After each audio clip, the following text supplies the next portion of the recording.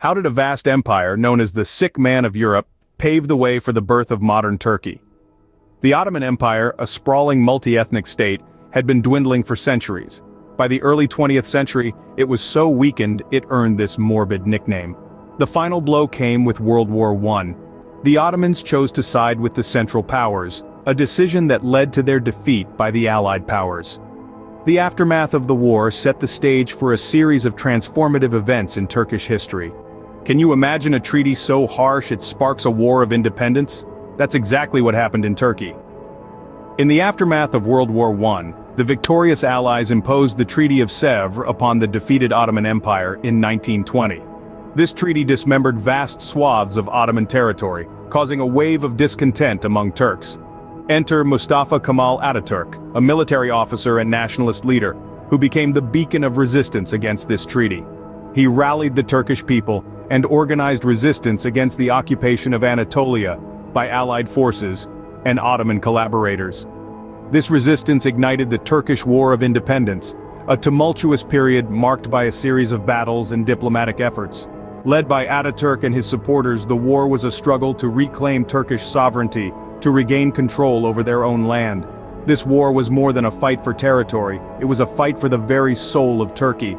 From the ashes of war, a new country was born, and a new leader emerged. The Turkish War of Independence culminated with the signing of the Treaty of Lausanne in 1923. This treaty replaced the Treaty of Sèvres, marking the end of a painful chapter and the beginning of a new era. The Republic of Turkey was recognized, its sovereignty undisputed. At the helm of this nascent republic stood a figure of great resolve and vision, Mustafa Kemal Atatürk. As the first president of Turkey, he set out on an ambitious mission to modernize and secularize the country.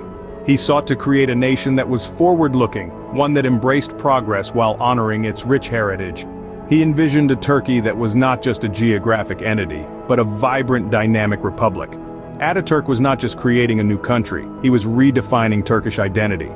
How does a leader transform a nation? For Ataturk, the answer lay in a series of bold reforms. Ataturk didn't merely stop at establishing the Republic of Turkey.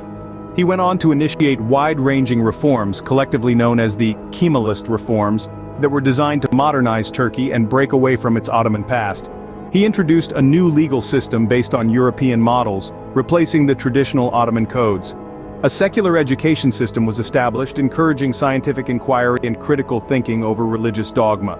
One of the most significant changes was the adoption of the Latin alphabet, replacing the Arabic script. This change, while controversial, greatly improved literacy rates and helped to bridge the gap between Turkey and the Western world. In a society where women were traditionally subordinate, Ataturk granted women legal equality, paving the way for their participation in all walks of life, from politics to academia. A new civil code was also implemented, further establishing the rights and freedoms of the Turkish people. Ataturk's legacy is deeply ingrained in Turkey's identity. His principles of secularism, nationalism, and modernization continue to shape Turkish society and politics today. The republic he established became a model for other Middle Eastern and Muslim-majority countries seeking modernization and secular governance. Ataturk's legacy is not just in the changes he made, but in the spirit of progress and modernization that continues to define Turkey today.